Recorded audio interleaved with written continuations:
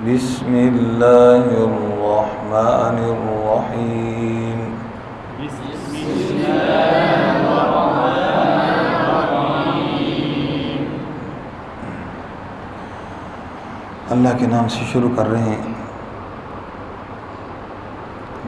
3 ماہ جو تجویدی کورس عصر کے بعد آپ حضرات کے لیے جو رکھا گیا الحمدللہ۔ آج کیا تاریخ ہے جی؟ 30 اپریل ہے جی۔ 30 اپریل سے بسم اللہ کر رہے ہیں۔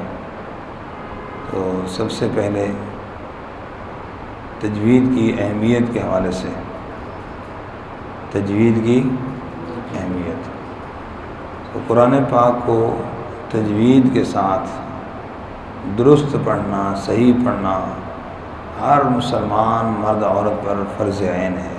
کیا ہے بھائی؟ فرض عین ہے۔ اور یہ ایسا فرض ہے کہ اس میں رخصت نہیں ہے۔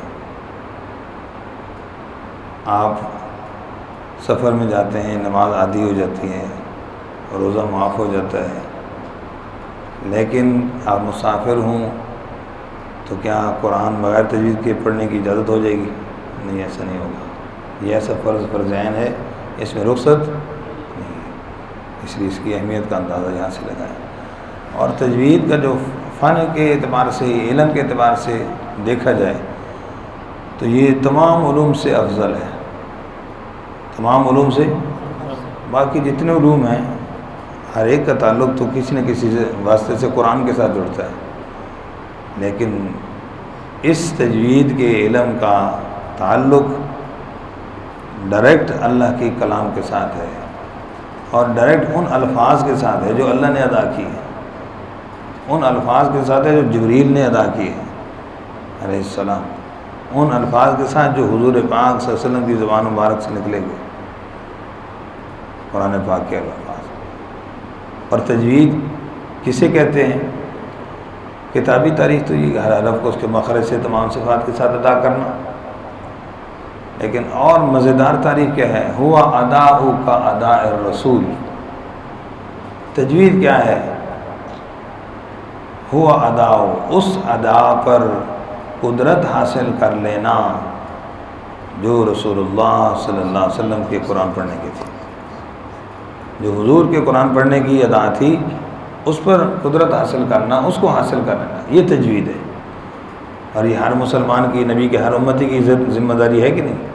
نبی کے بولتے نبی سارے ہلاتے ہو بھائی، کس کی ذمہ داری ہے؟ نبی کے ہر امتی کی ذمہ داری۔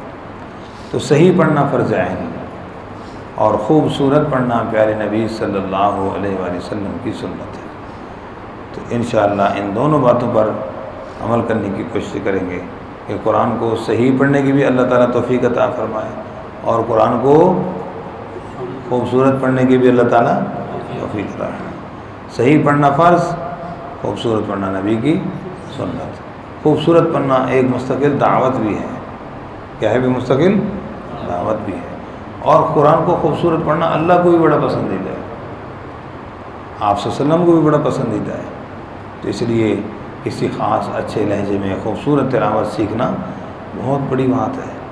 اللہ کو بڑا پسند ہے قرآن خوبصورت، اتنا پسند ہے کہ اللہ تعالیٰ وحی نازل فرما کے حضور پر فرماتے ہیں کہ ابی بن کعب سے کہو سورہ بینہ کی تلاوت کرے، محبوب آپ بھی سننے لگے تو میں بھی سن رہا ہوں۔ نام لے کر قرآن کی تلاوت کے لیے اللہ نے وحی فرمائی حضور پر کہ اس سے قرآن سنا جائے۔ کیوں؟ اس لیے کہ وہ قرآن کو خوبصورت پڑھتے تھے۔ تو اللہ ہمیں بھی قرآن کو اسی طرح خوبصورت پڑھنے کی توفیق عطا فرمائے۔ تو اس کا احساس اپنے اندر اور تمام امت کے اندر پیدا کریں گے نا انشاءاللہ۔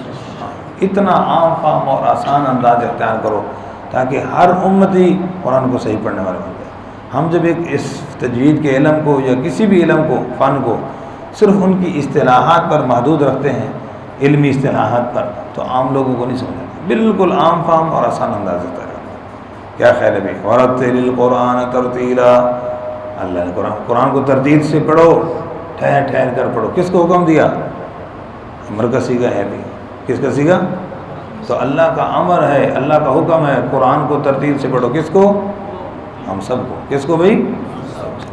جی عمل کرنے. اس کو گھمائیں گے ذرا. جی عمل کرنے کی کوشش کریں گے انشاءاللہ. ہاں سورۃ الفاتحہ ہو. جی سورۃ الفاتحہ. اب اس کا تعلق ہماری نماز سے ہے. کس سے ہے بھائی؟ نماز سے.